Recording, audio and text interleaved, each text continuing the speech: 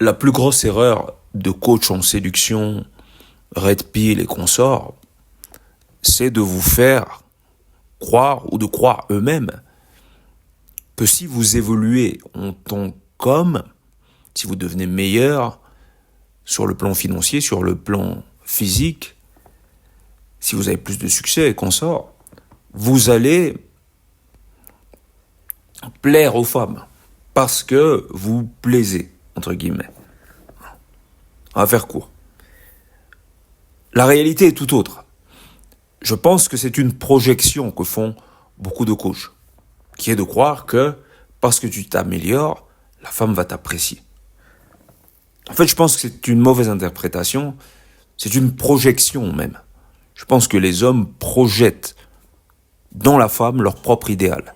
C'est-à-dire qu'ils se perçoivent comme étant supérieurs, donc ils veulent être supérieurs à ce qu'ils sont, en pensant que cette supériorité va plaire aux femmes. C'est un peu comme ces hommes qui font de la musculation et développent une bonne musculature et se retrouvent avec les appréciations d'autres hommes, alors qu'ils attendaient à la base à être appréciés par les femmes. Pour leur physique, c'est tout le contraire, ils attirent les hommes. Donc, c'est la même chose lorsque on vous donne des conseils, comment être stoïque, comment avoir du succès avec les nanas, quelle rhétorique utiliser, comment les comprendre, comment déjouer leurs pièges machiavéliques, leurs manipulations et tout ça. Comment ne pas succomber à ses émotions, comment rester stoïque. La finalité de tout ça, c'est au final pour eux de se dire, bah tiens, maintenant que je suis ça, ben c'est gagné. Les nanas, c'est dans la poche. C'est une erreur. C'est une erreur. Donc, l'amélioration, le travail sur soi-même, en soi, il n'est pas mauvais. Mais c'est la finalité qui est même pas mauvaise. La finalité est une erreur. C'est de croire que si vous vous améliorez, vous allez plaire aux nanas. Non, pas du tout. Pas du tout. Il faut connaître aussi la psychologie féminine. C'est une psychologie vorace, le sexe passif. Le sexe féminin, c'est le sexe passif. Donc, sa finalité à elle, c'est de prendre, d'aspirer. Aspirer ce qui vous caractérise. Et pas vraiment quelque chose de nuancé. Elle s'en fout du nuancé. La femme veut quelque chose d'assez basique. La femme est basique. Elle a besoin d'acheter des couches pour le petit. Ça s'arrête à ça. Ça s'arrête au présent. La femme, en général, les femmes ne réfléchissent pas à long terme. Elles ne voient pas loin. Elles voient le pognon. Elles ne voient pas l'idée derrière. Elles ne voient pas le concept. Ça ne fait pas du tout partie de sa vision du monde puisqu'elle n'est pas du tout conquérante. La femme n'étant pas conquérante, elle n'a pas de finalité civilisationnelle. Elle pense à elle. La femme est auto-centrée. Elle pense pas à un projet civilisationnel. Elle pense même pas à ses petits. Donc on a cette littérature qui tourne autour du fait que la femme est celle qui vous aime le plus, etc. C'est totalement faux. La mère plutôt est celle qui vous aime. C'est totalement faux. C'est totalement faux. Les hommes disent ça par sensibilité, parce qu'ils passent beaucoup de temps avec leur matriarche. Mais c'est totalement faux. Bien sûr, il y a des mères qui sont supérieures à d'autres, comme il y a des hommes qui sont supérieurs à d'autres, comme il y a des gens qui sont supérieurs à d'autres. Donc, ces mères-là vont faire preuve de beaucoup plus d'humilité et vont reconnaître leur place, etc. Mais ça ne change rien. C'est pas pour autant qu'elles sont supérieures. C'est juste votre émotion, vos émotions. La mère, c'est quand même le ventre dans lequel vous êtes resté 9 mois ou moins. Donc, comme vous êtes resté dans ce ventre, vous avez un affect. Vous êtes conditionné. C'est pour ça que c'est très dangereux. L'appréciation exacerbée du rapport à la mère. Ça montre que vous n'avez pas muté, vous n'avez pas mûri. Donc, votre état mental, psychique n'a pas atteint sa pleine maturité. Vous n'avez pas réussi à vous dissocier. On va appeler ça le cordon ombilical, mais psychique. Pas le cordon ombilical tel que vous l'observez sur le plan visible. Ça n'a rien à voir avec quelque chose de visible. C'est invisible. C'est un attache qui en réalité n'a même pas de sens. C'est comme lorsque vous êtes amoureux d'une femme et cette femme ne vous aime pas ou c'est une biatch ou quelque chose comme ça. Ça peut arriver. Ça arrive à beaucoup d'hommes, surtout les gamins. Quand on est gamin, on est amoureux d'une nana, puis t'apprends qu'elle a couché avec tout le quartier. L'amour maternel, c'est à peu près ça. À un moment, il faut se rendre compte que ta matriarche est une femme banale. C'est comme l'amour de ta vie en tant qu'homme. Il faut que tu te rendes compte que l'amour de ta vie, la nana en question, c'est une femme banale. Et c'est là que tu arrives à mûrir le personnage. Et quand les autres rapetissent, c'est là que tu grandis. Quand tes illusions deviennent minuscules, c'est là que tu te mets à devenir un géant. Mais tant que tu as des illusions qui prennent de la place sur ta personne, tu ne peux pas exister, tu ne peux pas te développer correctement. C'est pour ça que moi je dis toujours, il n'y a pas plus pathétique et puéril que le rapport mère-fille. L'une et l'autre n'ont rien à s'apporter, excepté du baratin et de l'illusion, de la doctrine, du conditionnement, etc. Et tu verras des nanas te dire, moi je suis rien sans maman. Si t'es contre ma mère, t'es contre moi, tu vois. Et c'est ça la finalité même de l'éducation d'une matriarche, lorsqu'elle veut jouer ce rôle-là, bien entendu.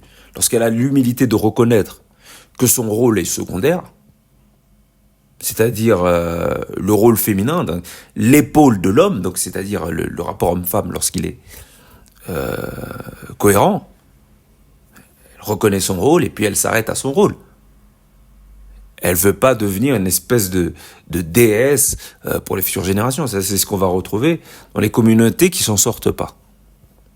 Parce qu'il n'y a pas de plan derrière, il n'y a pas de finalité. Et donc, l'erreur que font les coachs, c'est de croire, parce que ce sont ces coachs-là ne se sont pas remis de l'amour maternel. Ils sont encore dedans. C'est le goumin le plus violent. Le goumin maternel. C'est le goumin le plus violent. Celui-là, pour s'en sortir, il faut comprendre sur le plan psychologique, il faut comprendre sur le plan mental, sur le plan psychique, il faut comprendre beaucoup de choses. Sur soi-même, il faut se faire violence.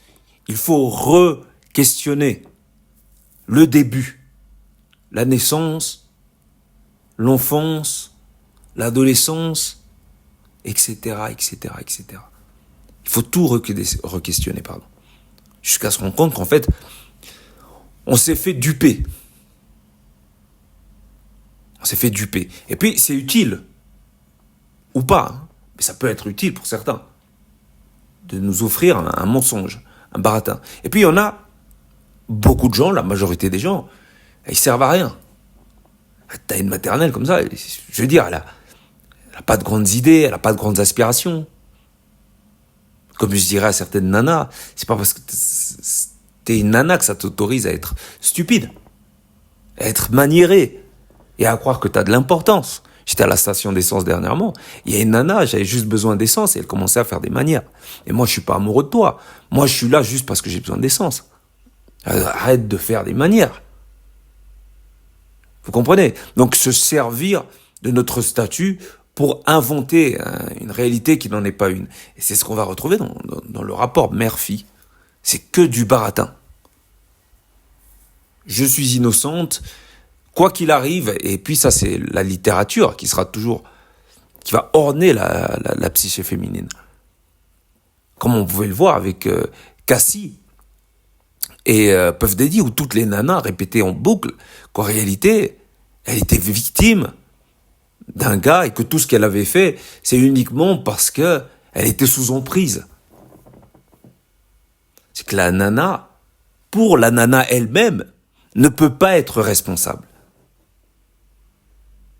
C'est encore l'attachement toxique, maternel.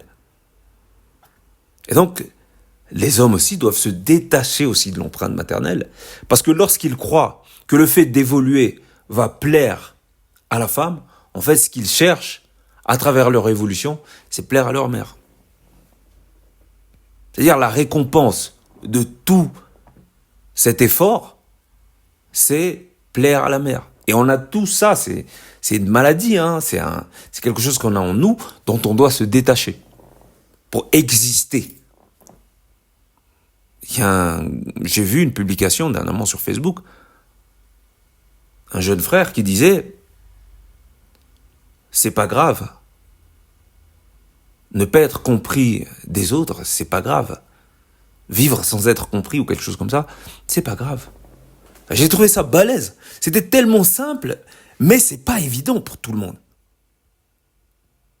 Parce qu'on est conditionné à vouloir et à croire que parce qu'on plaît aux autres, eh ben on a droit d'exister. Ben, tu peux exister sans plaire aux autres. T'es pas obligé. Si pour eux, ce que tu fais ou ce que tu es, c'est bizarre, ben c'est cool. Ça ne te regarde pas. Et ces coachs-là qui vont dire, si tu t'améliores, c'est alors qu'elles vont tomber amoureuses. En fait, c'est parce qu'ils ont besoin de plaire à leur mère. Ils ont besoin d'avoir une finalité. Or, ils peuvent très bien déplaire et se plaire à eux-mêmes. L'amour de l'autre, c'est le désamour de soi-même.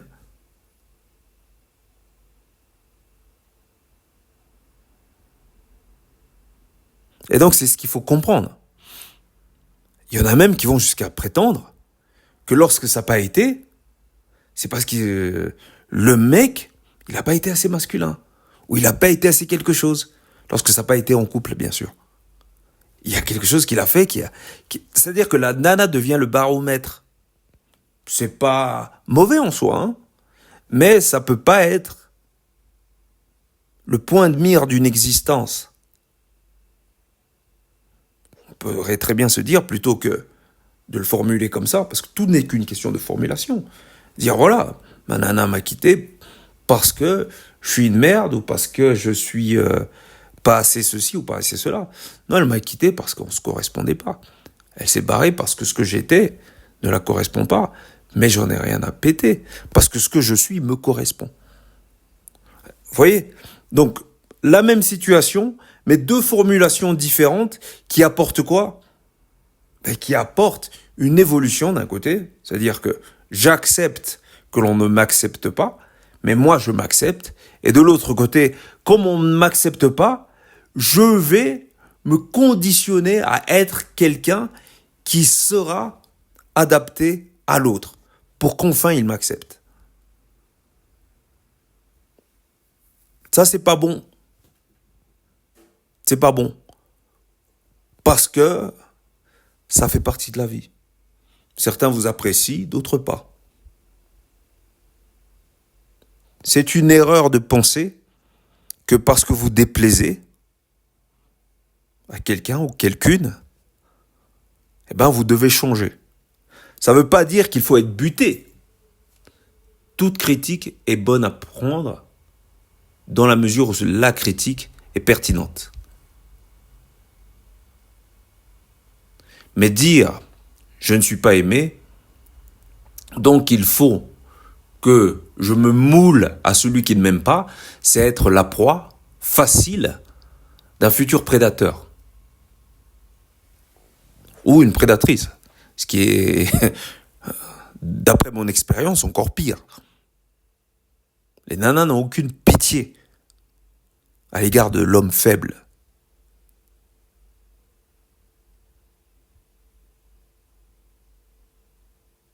Merci, bienvenue dans le cercle.